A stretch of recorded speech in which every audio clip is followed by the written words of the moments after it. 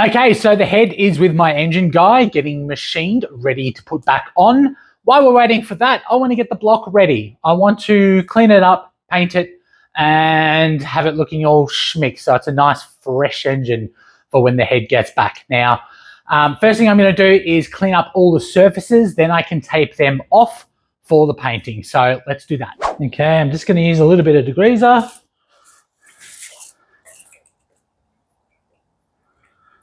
And then I'm going to use a drill with one of these scouring pads. This is an iron block, so I don't have to be too careful, but I've used the fine one. I don't need to take off a lot. I'm literally just getting all the muck off.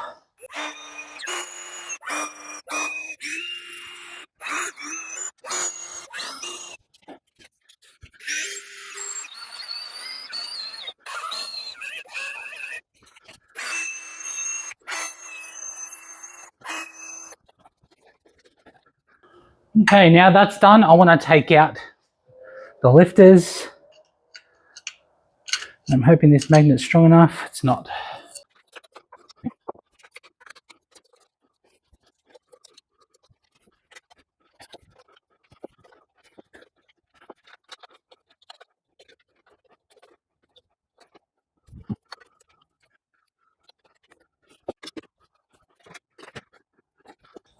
And now it's time to degrease.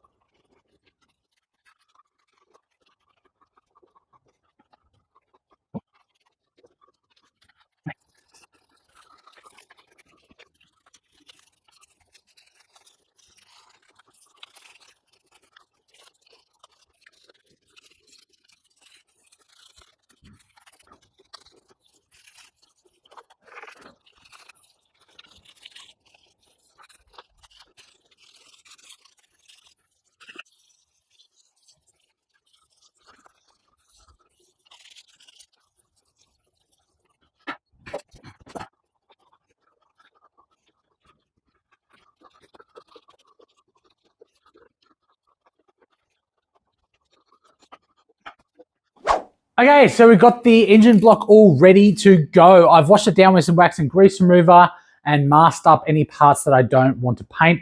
I'm not worried about the threads. I'm going to run a thread tap through all the threads anyway to clean them up so we've got nice connections. Just going to spray it down with some Dupicolor engine enamel. I've used this stuff before. It works quite well. And you can just spray on a lot of it. And if it runs, it runs. It's an engine block. Whoop, whoop.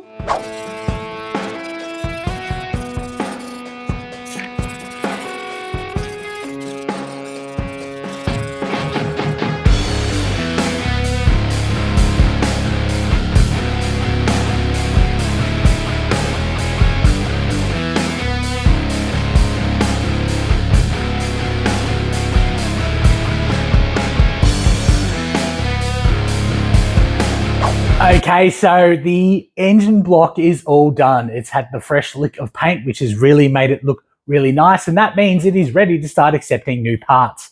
Before I get to that, I have just gotten the head back from the machine shop, which is fantastic news. He didn't have to take off too much off the surface to get it flat, which is awesome. But now we need to do a valve lapping job. Now, I would have liked to do this before I went to the machine shop, but I did run out of time. It's okay, we'll just be careful that we don't mar up the nice new surface. So let's get into the valve lapping and how I do it.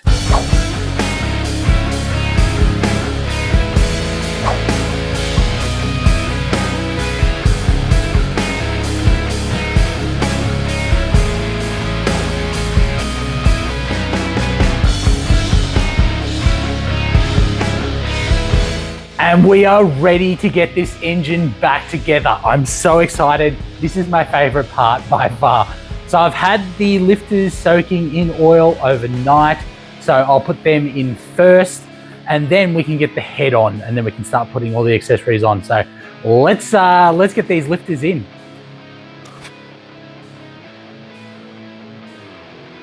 And just drop them in like so. Again, these are all in order. Always make sure you're putting them back in the same order. We're not going to be worried about spilling oil too much because we are going to give it a good clean down with brake cleaner.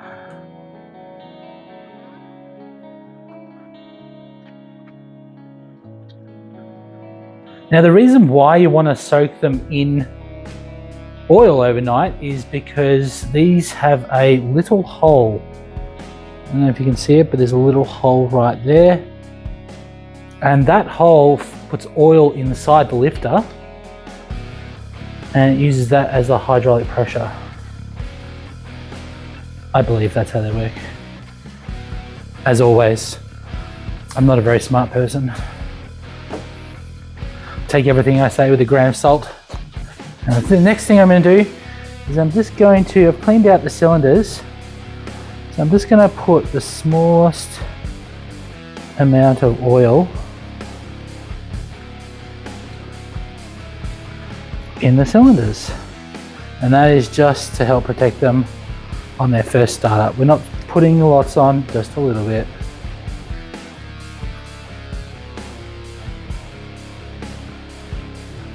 And now we're going to use some brake cleaner on a microfiber and give it a good clean down. Want to make sure we have a nice mating surface. Look at that for the head gasket.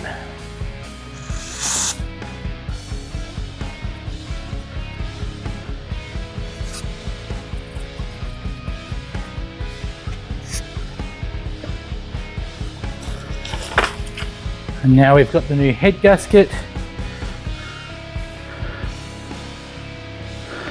I'm just going to make up all the holes. So that is the wrong way around. And because we need this hole matching up. It's very tricky. Head gaskets can be very... I have put head gaskets on the wrong way around. That is something that I have done in the past. I actually put a 4AGE head gasket on backwards and there was only one hole, but it was an oil hole to the outside of the block. And unfortunately, it started pissing out oil. Okay, that is nice. So we've got all those holes. All the holes are clear. Perfect. Great.